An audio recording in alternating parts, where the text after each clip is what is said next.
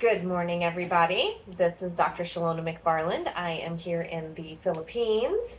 Hello back home in Colorado. I know it is Sunday night there. So last night I was at a fashion show. I was in it. And so I'm sure you've probably seen some of that pictures and videos already. It was fun. It was different. It was an international show, so there were people from all over the world. It was pretty cool. But today I thought I would talk to you a little bit about a book I've been listening to recently. It's called Outlive, and it's by Dr. Mel Ribbons.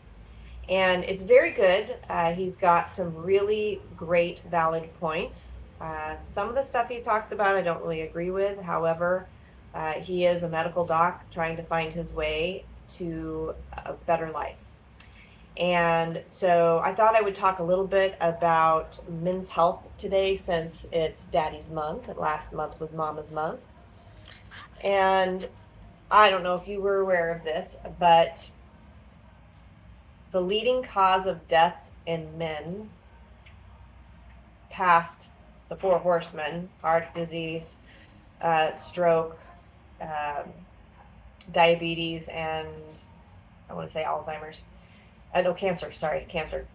At any rate, beyond that, the next leading cause of death is suicide.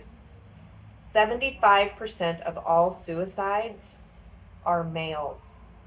That's really sad.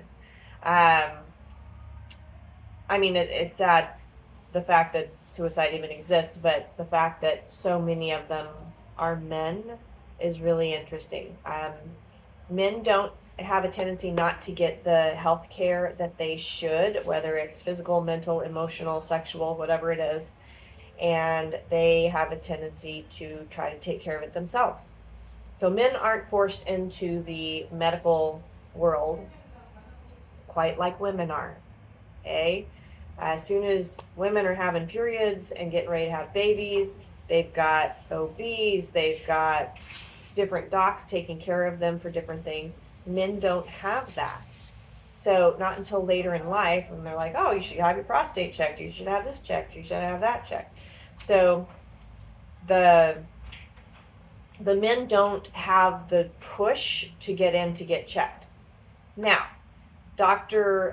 Ribbons talks about there's 3 different versions of medicine.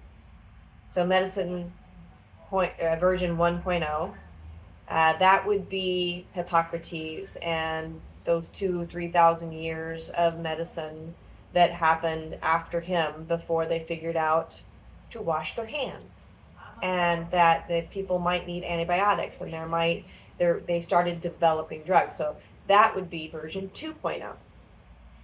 So version 2.0 is where most of the medical community is still today. And, it's said that Hippocrates said, first do no harm. That isn't exactly what he said. He said, first do what's needed and try not to harm them in the process. And that is really pretty legit. You want to make sure that, sometimes if somebody's dislocated something and you have to reset it, well, it doesn't feel real good. So that could be harmful. However, if you leave it alone, it's going to be worse. So it's risk versus benefit. If the risk is too much and you can do too much harm, then perhaps that's not the way to go. If the benefit is going to outweigh them dying, then you might need to do that instead. Okay? Or, there's lots of different scenarios that happen in injuries and fractures and heart disease and diabetes, all these different things.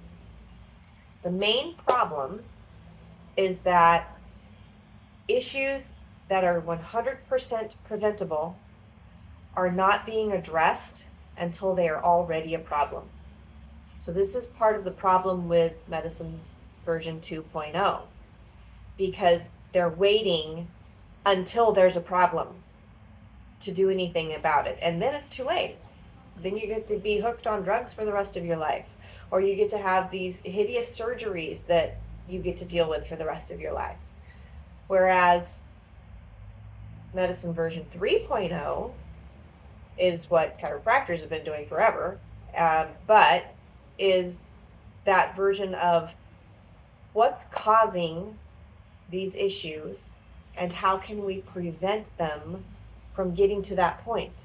So by the time they test your A1C for diabetes to see that it's at over 6 or whatever, it's too late.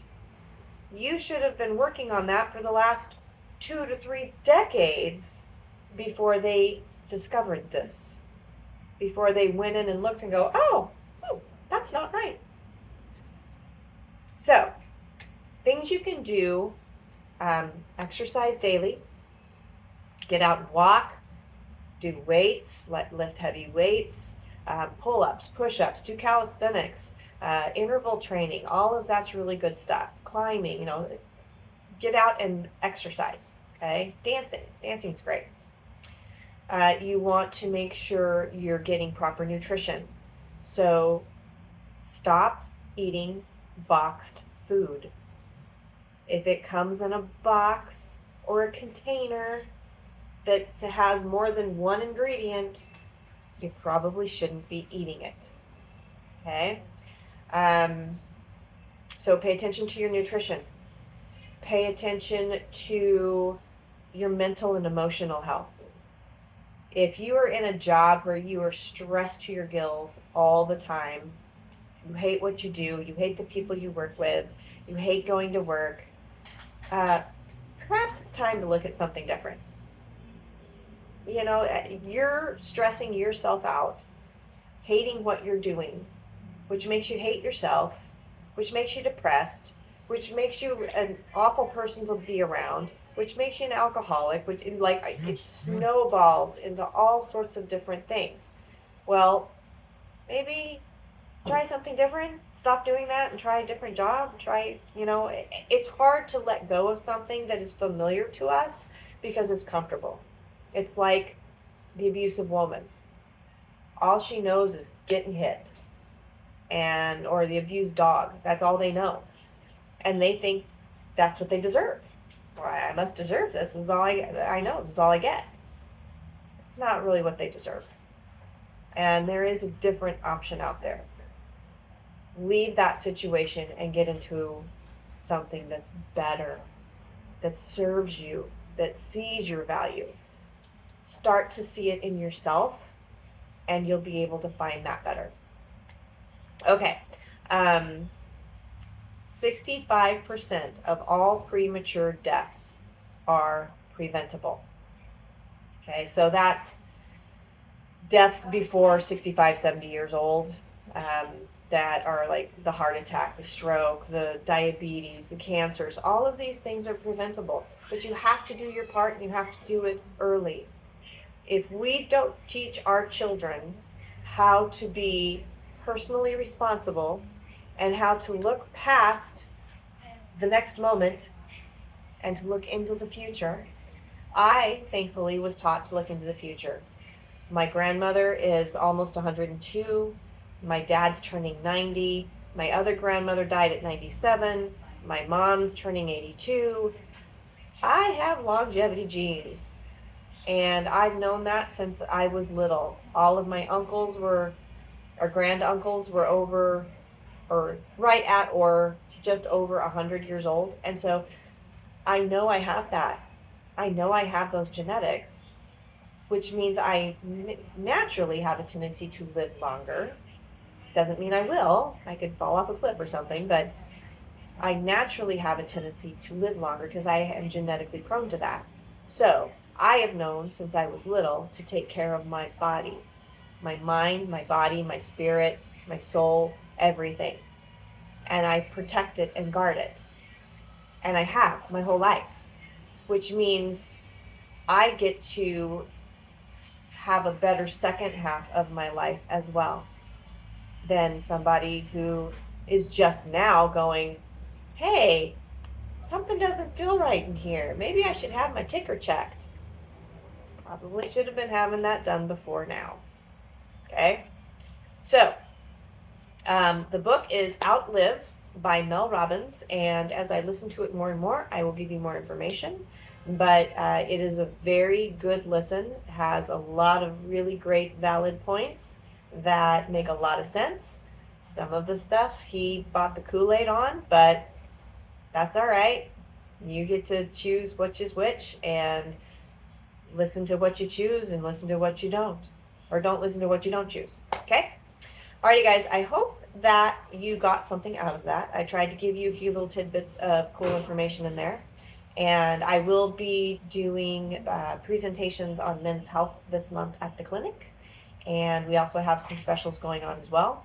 So give us a call here in Bacoor at Dr. Rob's clinic, Bacoor branch, and we will get you all set up to have a healthy, successful year.